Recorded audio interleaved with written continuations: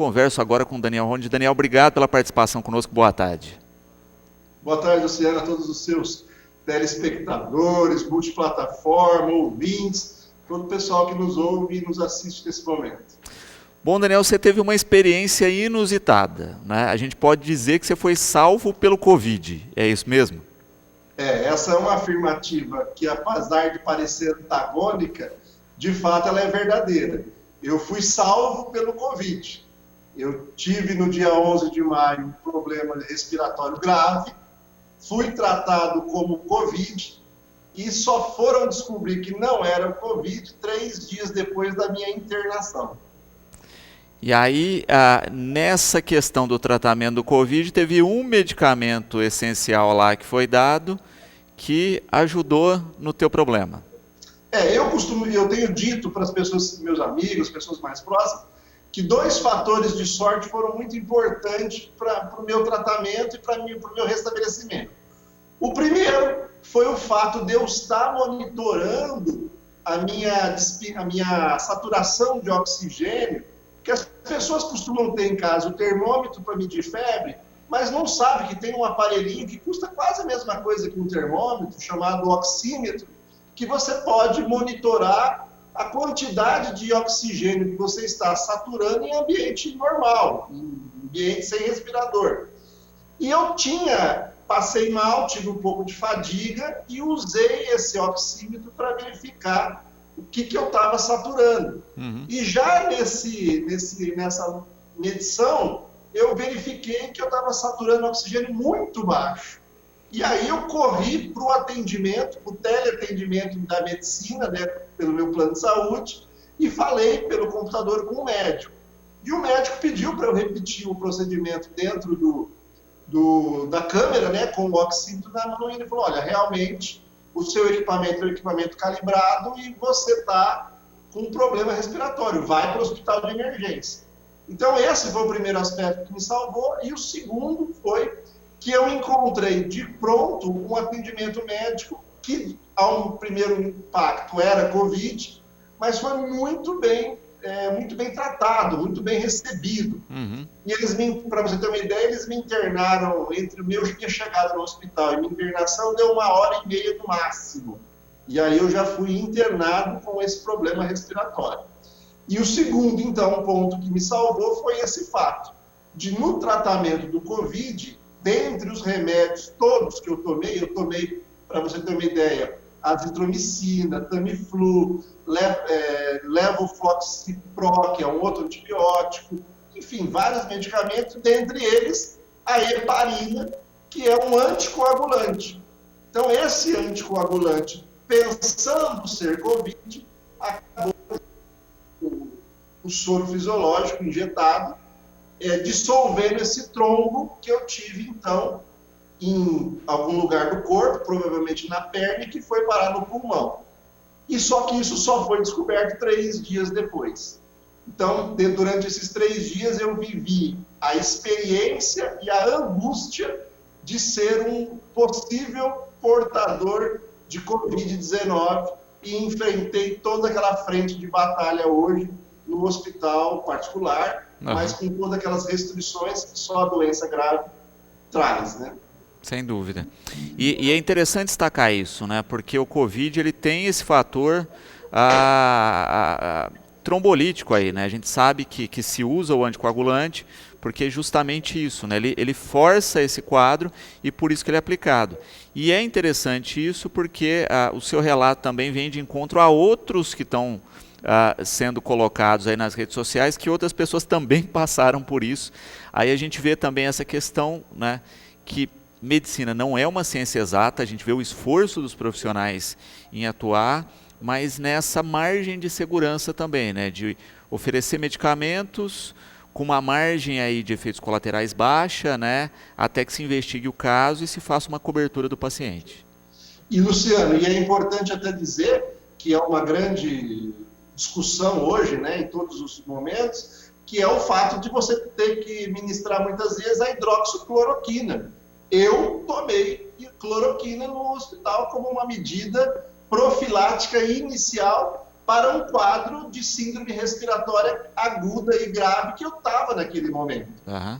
Se fosse o Covid, ou se não foi o Covid, como de fato não foi, fato é que eu fui alertado pelo médico do tratamento com a hidroxicloroquina e eu tinha, ao mesmo tempo, consciência dos efeitos colaterais, mas também um comprometimento da unidade hospitalar em estar monitorando esse problema colateral que a hidroxicloroquina traz. Porque qual que é o problema mais grave da hidroxicloroquina? Você tem um infarto. Então, você pode ter um problema cardíaco pela administração de um medicamento correlato. Então, para que você tenha uma ideia, por conta de estar tomando a hidroxicloroquina, e eu tomei os 5 dias, que é o tratamento completo dela, mesmo depois descobrindo que não era Covid, porque eu tinha essa suspeita de ter tido no passado ou estar com o Covid. Os dois foram descartados depois, mas eu tinha essa possibilidade. Então, o médico, junto comigo, decidiu por manter o tratamento. E eu fiz, para você ter uma ideia, um ecocardiograma todos os dias no hospital. Então, qual é a grande discussão que se faz hoje? Será que o cidadão que depende de um sistema único de saúde e é ministrado um medicamento com efeito colateral, ele vai ter o respaldo que eu tive? Interrogação. Então, talvez seja essa uma preocupação maior dos médicos em talvez tratar Covid e matar de outra forma. Até porque se ainda não tem uma comprovação científica da eficácia do medicamento. E em paralelo a isso, você também não tem, em muitos pacientes que adentram, essa questão de não ter identificado algum problema cardíaco. A gente sabe que muita gente tem, nunca passou por um exame e às vezes é isso, né? Tem um medicamento ministrado sem passar por essa bateria de exames e sem passar por esse acompanhamento que você teve. Então é muito, né, apostar na sorte. O paralelo que eu posso dizer é mais ou menos assim. Se você se imagina num avião, o piloto chega para você e fala, ó, acabou o combustível, nós vamos cair. Tem aqui do lado um paraquedas que não foi testado pelo Inmetro, não está tecnicamente comprovado. Você quer pôr ele nas costas ou não? Numa situação pessoal, se me dessem chachim para comer, eu ia comer chachim. Por quê? Você está ali entre a vida e a morte, num quadro, inclusive psicológico, muito vulnerável, né? Você está ali admito que se te derem simpatia para fazer, você vai fazer.